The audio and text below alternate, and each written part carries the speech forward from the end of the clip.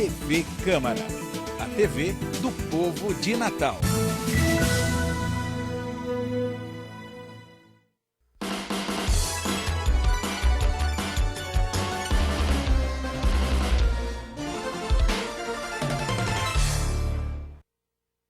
Boa noite.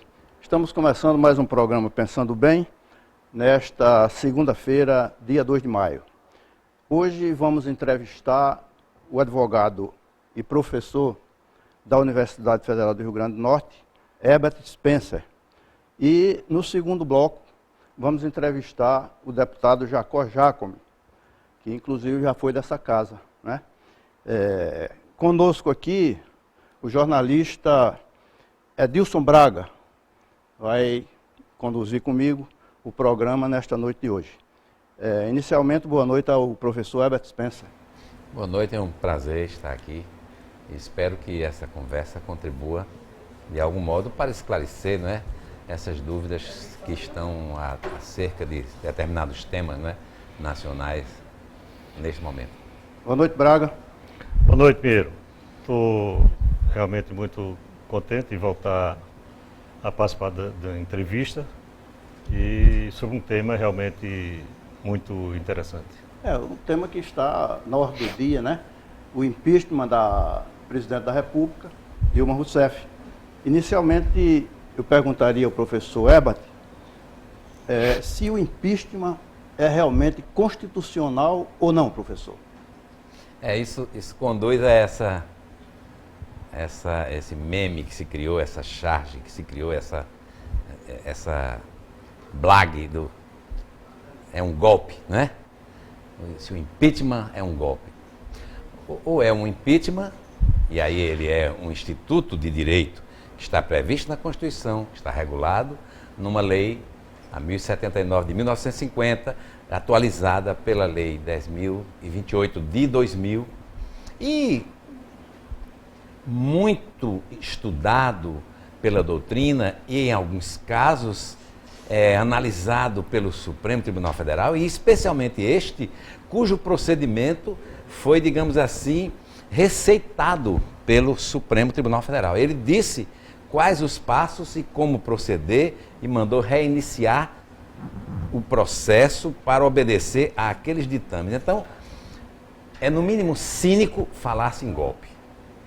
É uma blague, é alguma coisa que você quer chamar a atenção. O impeachment é constitucional. Com base jurídica, né, professor? Um instituto. A base jurídica é que dá o start ao impeachment, são os crimes de responsabilidade. Ou seja, é preciso que o gestor cometa crime de responsabilidade. Mas olha, isso é tão abrangente. A gente diz, olha, são as pedaladas fiscais, são isso, são aquilo. Se sair desse assunto, não pode, porque são os limites da ampla defesa, do contraditório, não é? Nada disso. Ali foram os elementos jurídicos utilizados para o recebimento do processo de impeachment. Se não houvesse nada, não se poderia receber.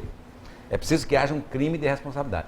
Mas crime de responsabilidade não é somente o atentado ao orçamento, é o atentado à Constituição, é o atentado à improbidade administrativa, é a ineficiência. Às vezes se diz assim, o fulano é ineficiente, é desidioso, é preguiçoso, é desatento, é descuidado, não tem condições de gestão. Houve um equívoco do povo quando o escolheu. E no caso da presidente Dilma, ela efetivamente fez o que a gente chama de falsidade ideológica. Falsidade ideológica que redunda no delito de estelionato, e por isso alguns deputados usam a expressão de estelionato eleitoral, é que confundiu o eleitor e deu a ele a impressão que o país tinha uma condição quando não tinha. Sabendo dessa condição, quando eu dou a você uma ideia falsa daquilo que eu conheço e sei a ideia verdadeira, então eu não fui induzido em erro. Eu induzi você em erro, eu pratiquei um estelionato eleitoral. Mas o julgamento, as decisões sobre o impeachment não são jurídicas. O jurídico é o arcabouço inicial, mas a decisão é política. Doutor, o eleitor está cansado de ser botado para trás, colocado para trás pelos políticos. Então, em todas as campanhas, o executivo principalmente, se promete, tem um programa de governo e ninguém cumpre com esse programa de governo. É o estelionato. Ninguém nunca fez nada contra isso. Porque isso somente agora se despertar para isso, que era o estelionato, e que se tomou a providência de derrubar um governo que foi eleito pelo voto direto, pela maioria. Eu tenho uma frase de um francês, Leon Deguy, um grande pensador, que era muito difundido no Brasil por Dona Ruth, a mulher do Fernando Henrique, porque ele foi quem disse que a Revolução Francesa era uma balela. Aquela história de liberdade, fraternidade, não é possível, não é? Então ele dizia, olha, liberdade com limites, para não ferir a liberdade do outro. Fraternidade não cabe, nem os irmãos numa discussão de herança conseguem ser fraternos. Então, vamos tratar de solidariedade. Isso é uma ideia de Leon Deguy, francês, que Ruth, socialista, trouxe para o Brasil e, como primeira-dama, ela difundia isso, a ideia da solidariedade. Solidariedade é que nós todos somos uma coisa só, então precisamos nos ajudar. Mas ele dizia uma coisa mais bonita, ele dizia, o homem tende naturalmente à perfeição. E eu vi um dia desses, não me lembro agora quem, se Cássio Cunha Lima, eu assisto essas coisas todas porque me interessam, acho que foi Cássio Cunha Lima, o senador Cássio Cunha Lima, que é brilhante. Ele disse, olha, aquela estrada, porque o advogado-geral da União tinha dito, olha, isso antes não era crime, respondendo o que você queria, porque todo mundo fez isso, o Fernando Henrique fez, o Lula fez, e agora é crime. É como uma estrada que tem aqui, 80 quilômetros, aí o pessoal anda a 80 e não acontece nada. Agora passou um e disse, você vai pagar pelo crime. Aí ele disse, é porque agora tem radar na estrada. Não tinha antes.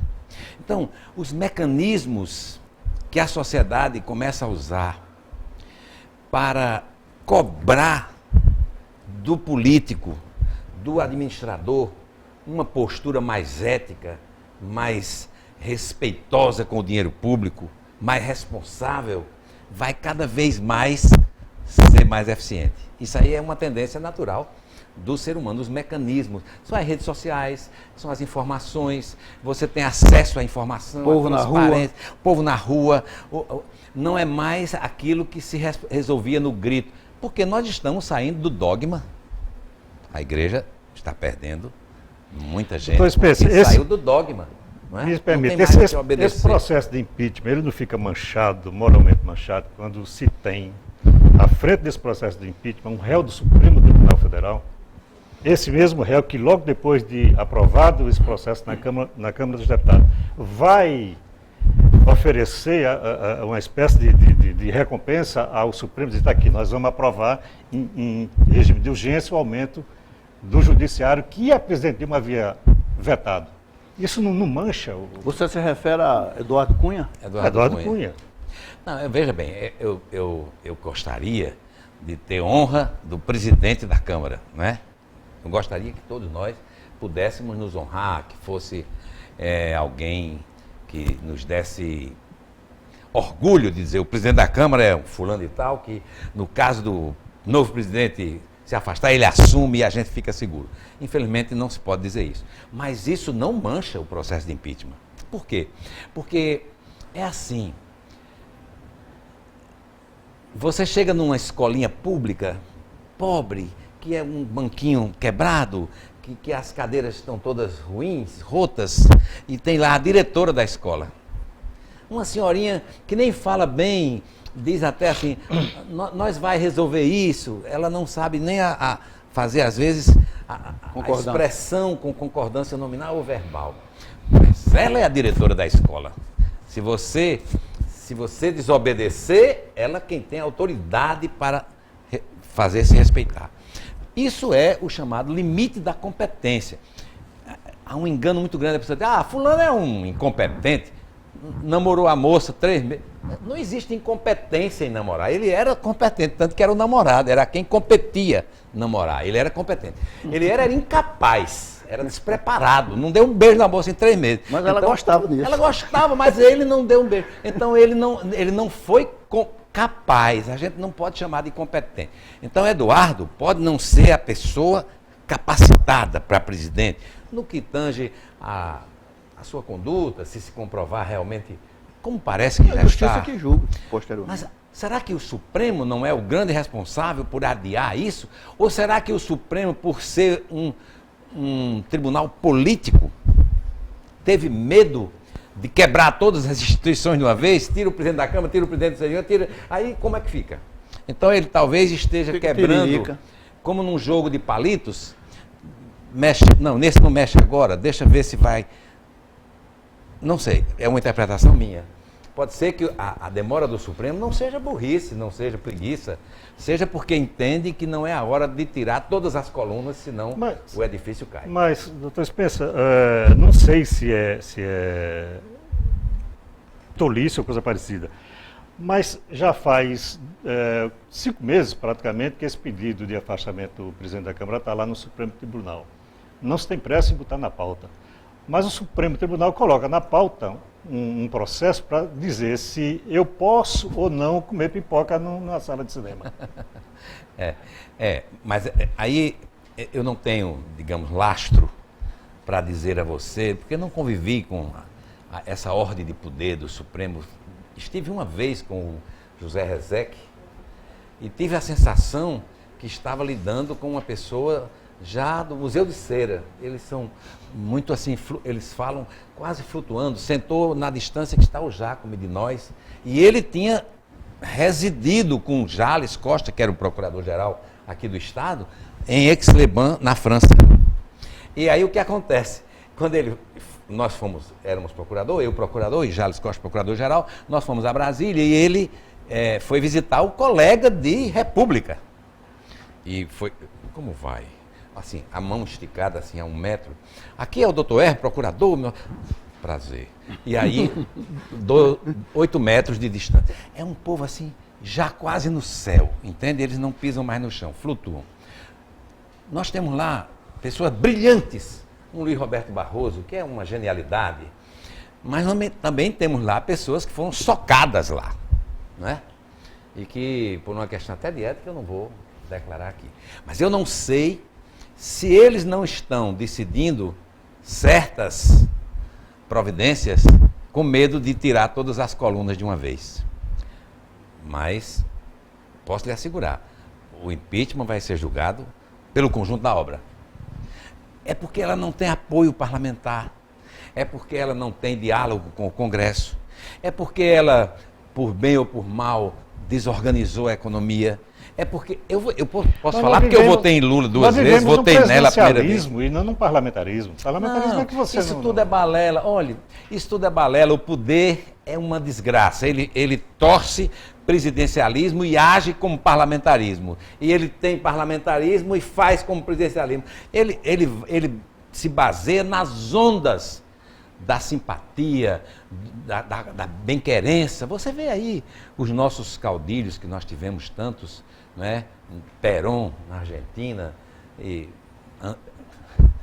tanta gente que a gente não vai citar para não ofender. A gente está chegando no final do primeiro bloco. Eu queria só perguntar ao professor Herbert qual a sua expectativa, rapidamente, sobre um possível governo Michel Temer. Olha, Michel Temer, eu quando o conheci, ele era procurador do Estado de São Paulo. Conheci no Congresso, ele era procurador do Estado. De repente, os procuradores lá eram muitos e o escolheram, ajudaram, e ele se intrometeu na política e surgiu, né, como deputado federal e depois foi presidente de Câmara. No mínimo, ele tem um bom relacionamento. Ele sabe, eu ouvi hoje que ele já está procurando Lula.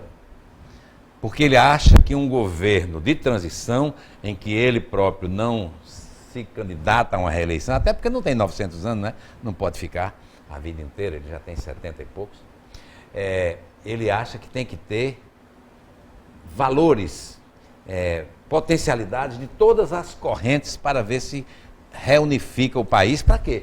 Para poder aprovar o que precisa aprovar. Então é possível que ele vá buscar em Lula... Ou não já foi ao trazer Meirelles? O que é que Lula queria o tempo todo para que a presidente fizesse? Era nomear Meirelles para o Ministério da Fazenda. Será que ele já não está trazendo Lula quando trouxe Meirelles? Que tem uma forma de fazer política que se identificava com a política. Mas não é perigo uma contaminação, não, professor? Não há contaminação, não. É porque isso é como o câncer. Já tá é contaminado. localizado, o câncer é localizado. No PT tem gente boa, no PSDB tem gente boa, no PMDB tem gente Mas boa. Lula tá sendo E tem acusado. canalha em todo canto. Quer dizer, então você tem que saber fazer essa separação. Tá certo. Eu queria agradecer aqui a presença do professor Herbert Spencer. Realmente ele nos deu uma aula, né? E em qualquer outra oportunidade nós estaremos em contato para o professor voltar ao programa Pensando Bem. Muito obrigado, professor. Na hora que quiser.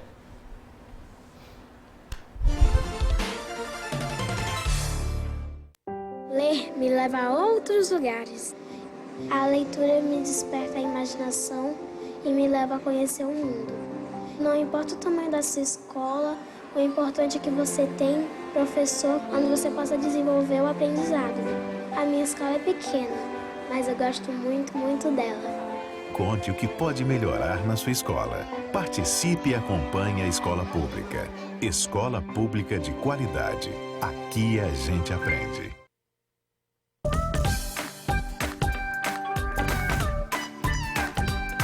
Diga sim, sim, sim, há um futuro melhor pra mim. Quero contar com você pra ajudar a LBV. Diga sim, sim, sim, junte-se a mim. Quero contar com você pra ajudar a LBV. Sim! O trabalho escravo ainda existe no Brasil e tira a dignidade de muita gente com trabalhos forçados e jornadas exaustivas. São pessoas submetidas a condições degradantes. O Ministério Público Federal atua para combater esse crime, punir os responsáveis e resgatar a dignidade desses trabalhadores. Vamos juntos combater o trabalho escravo e limpar essa mancha da nossa sociedade. Ministério Público Federal. Seu direito, nosso dever.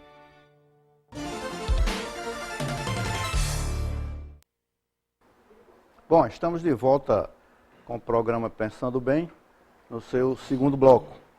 E hoje vamos ter a satisfação de entrevistar o deputado Jacó Jacome. É um jovem parlamentar, não é? Da nova safra aí de políticos do Rio Grande do Norte. Inicialmente eu perguntaria logo, deputado, o senhor é candidato a prefeito de Natal? Boa noite a todos os ouvintes, boa noite aos telespectadores da TV Câmara. Muito bom voltar aqui, encontrar você, encontrar Joaquim Pinheiro, encontrar toda a equipe e Dr. Herbert Spencer, que acabou de fazer uma belíssima explanação sobre sua visão jurídica do momento que nós vivemos hoje. Pinheiro, não há nenhuma definição do meu partido em relação à candidatura própria. Eu, em que pese a nossa base, a nossa atuação ser mais presente na cidade do Natal, porque nós fazemos política, claro, hoje como deputado estadual nós temos condições de poder dialogar com todo o estado, com todas as lideranças, os amigos, e o nosso mandato ele é estadual. Porém, na cidade do Natal é onde nós concentramos a nossa atuação. E eu acho que é por isso que se está ventilando candidatura própria, já que eu tive a iniciativa de aceitar o convite do governador de ir para o PSD. O deputado federal Antônio Jacome, que continua a ser o meu líder político, está no PTN, fazendo um trabalho de reaglutinação partidária, e nós fomos ao PSD. Então, não há nenhuma orientação hoje sobre candidatura própria. Porém, nós estamos à disposição. Eu acredito que todos os munícipes, todos os cidadãos natalenses, todas as pessoas que amam Natal, que vê a situação em que ela está hoje, sonha em ser prefeito, sendo político ou não. Ser cidadão é sonhar, é poder contribuir, é poder falar pela coletividade, é poder representar alguém. Eu acho que esse sonho eu tenho. Mas decisão política hoje sobre prefeitura nós não temos. Braga. Deputado, o senhor não tem 30 anos de idade ainda, tem 20 e poucos anos. O senhor se acha em condições de administrar uma cidade? E que projeto o senhor teria para a cidade de Natal? Bom, primeiro, a questão da idade, eu tenho 24 anos, e quando eu fui candidato a vereador, as pessoas perguntavam, você tem condições de ser vereador com 19? Eu dizia, é uma boa pergunta, eu preciso encontrar uma resposta. A resposta que eu encontrei foi o trabalho. 2 anos depois, eu era escolhido pelo voto e pela pesquisa popular, por 40% de 2.000 pessoas que foram entrevistadas, o vereador mais atuante de Natal. Depois, a eleição de deputado, me perguntaram, você tem condições de ser deputado com 22? E aí eu disse, essa pergunta eu já enfrentei, agora vou trabalhar. Então, eu acredito que condições todos nós já achamos que temos. Experiência, nós precisamos acumular. E eu, claro que preciso acumular muita experiência, tenho muito o que aprender, muita água ainda para rolar por debaixo dessa ponte, muitas, enfim, experiências políticas que é necessário para que um gestor atinja o chefe do executivo municipal da sua cidade. Eu ainda preciso ocupar ainda muito espaço. Porém, eu entendo que, da mesma forma que a idade jovem, ela traz também uma visão moderna, uma visão de reciclagem, de novidade, uma visão de criatividade. Eu acredito que é isso que está faltando para o prefeito de Natal. Mas que projeto o senhor teria para apresentar ao eleitor natalense que justifique a sua eleição como prefeito de Natal? Não, primeiro não tem candidatura própria, mas discutir Natal é sempre muito bom, né? Eu não estou falando aqui nem como candidato e nem como pré-candidato, estou falando como deputado estadual do Rio Grande do Norte. Eu vejo Natal hoje como uma cidade em que o prefeito ele se contenta em gerir a folha. E isso faz com que se dê uma sensação de que está muito melhor do que era em 2012. Está muito melhor do que foi em 2011, na gestão da prefeita Micarla. E isso por si só não justifica uma boa gestão. Você pergunta, que plano você teria? Primeiro, a rediscussão sobre o sistema tributário da cidade do Natal. Um dos bairros mais caros em que o cidadão paga o IPTU é Capim Macio. Capim Macio não sustenta uma chuva. Hoje, os cidadãos que moram em Capim Macio sabem o que eu estou falando. Apartamentos de 1 por andar, casas muito boas, grandes, enfim, um bairro residencial muito forte, da classe média alta da cidade do Natal, não sustenta uma chuva. Para quê? Nós precisamos rediscutir a aplicação tributária. Então, por que se paga mais tributo naquele bairro? É uma discussão que o prefeito precisa ter com a Câmara. E essa seria uma ótima discussão. Numa escala de 1 a 10, que nota você daria ao prefeito Carlos Eduardo? E queria que você justificasse essa nota. Eu daria 5.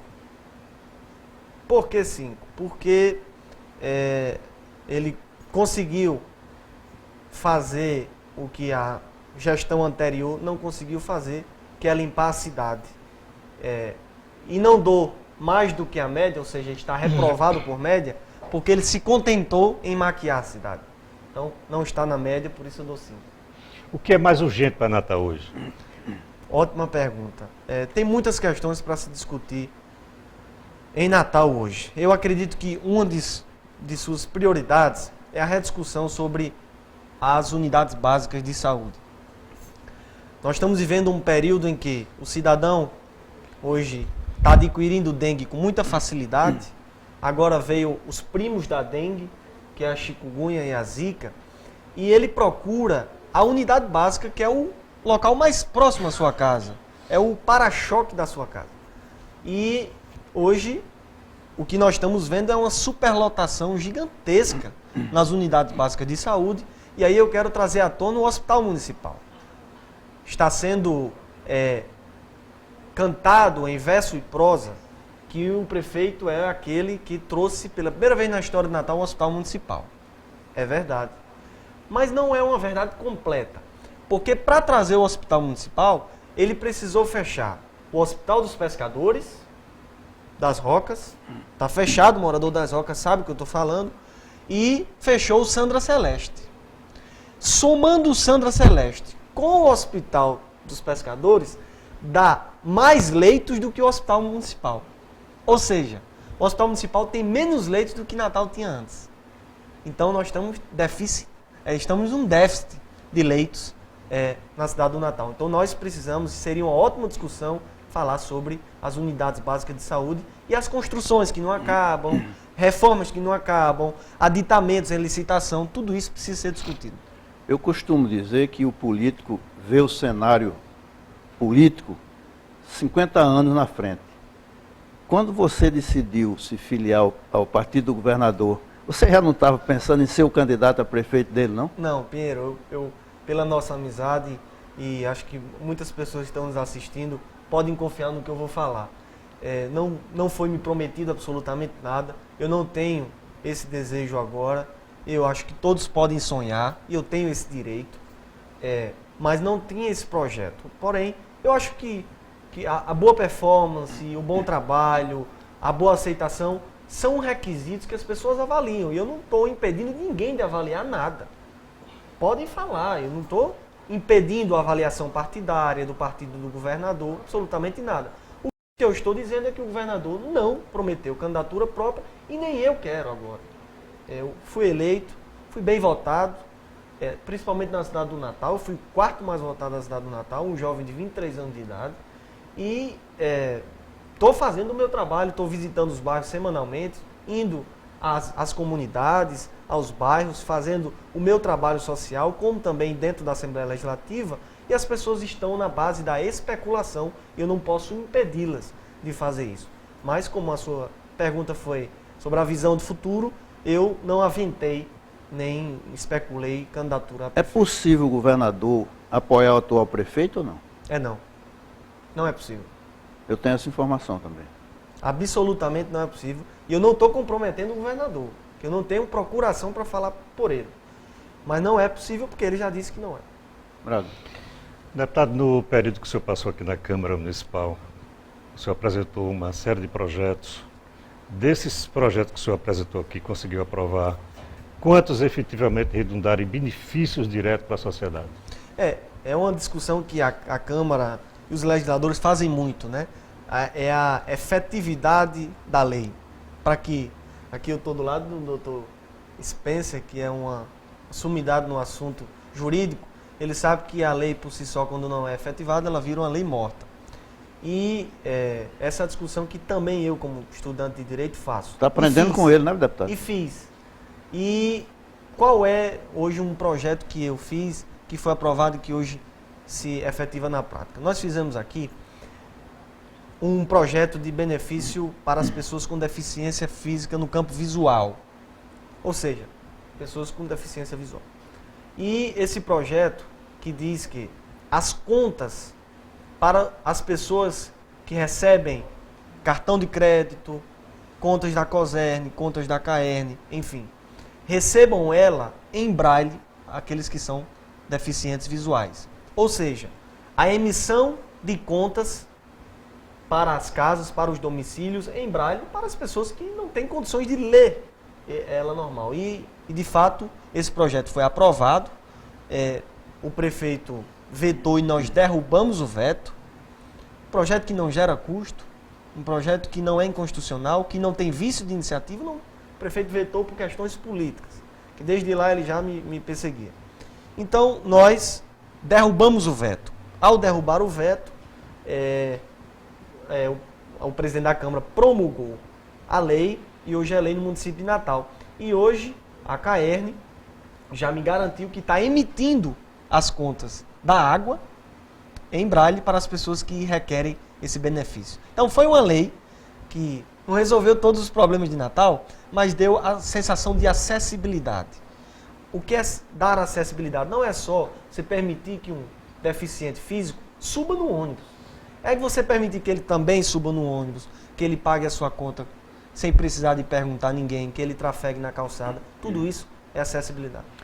Deputado, a gente está praticamente no final do programa, mas eu deixaria a minha última pergunta. Até que ponto a condição de evangélico lhe ajuda na política? Me ajuda na vida, na verdade, me ajuda na vida, porque não há nada do evangélico que vá contra a lei dos homens. Pelo contrário, a primeira lei instituída no mundo foi feita por Deus usando a instrumentalidade de Moisés, os 10 mandamentos.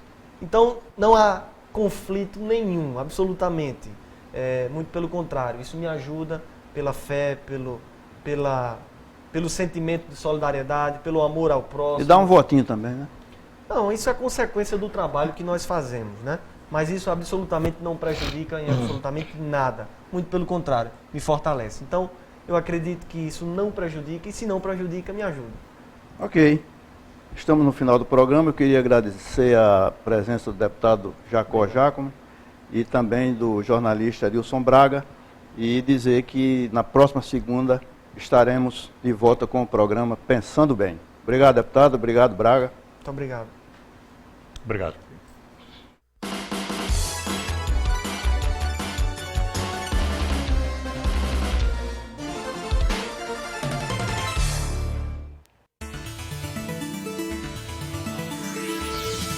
TV Câmara, a TV do povo de Natal.